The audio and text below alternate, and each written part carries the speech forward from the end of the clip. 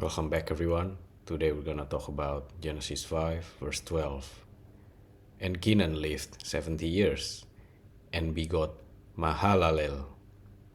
First phrase we have Kenan lived 70 years, the measure of earthly acquisition.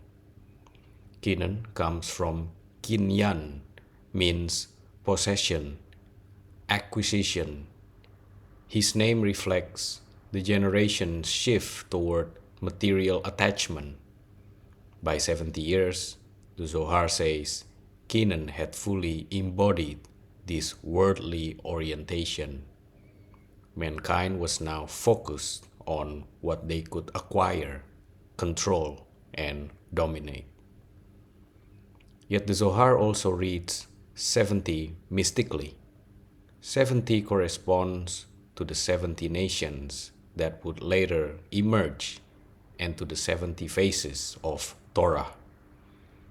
Thus, Kenan's 70 years represent both a fall into the dispersion of earthly focus and a hidden preparation for diversity in divine plan.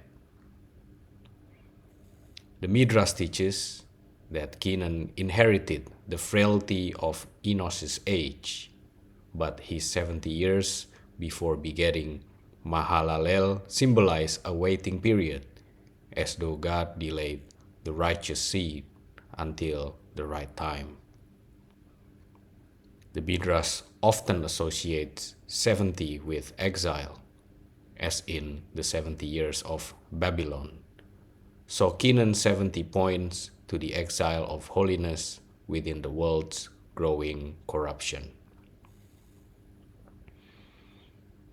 The second phrase we have, and begot Mahalalel, the return of praise. Mahalalel means praise of God. The Zohar interprets this as a rectification after the generations of weakness, which was from Enos, and possession, which was from Kenan. Mahalalel reorients the line toward heaven. His very name calls creation back to its root, reminding man that true acquisition is not of earth, but of praising the Creator. Where Kenan clung to earth, Mahalalel lifted his eyes to heaven.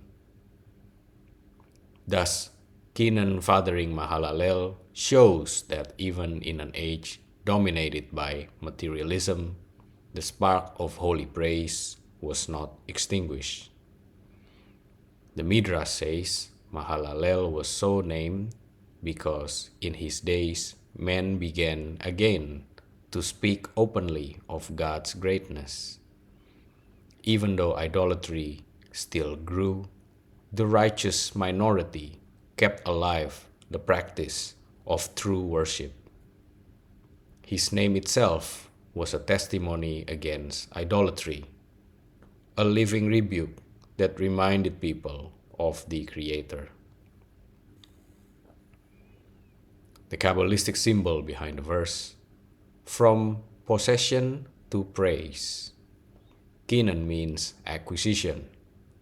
Humanity turns outward, clinging to possessions, power, and earthly identity. Mahalalel means praise of God.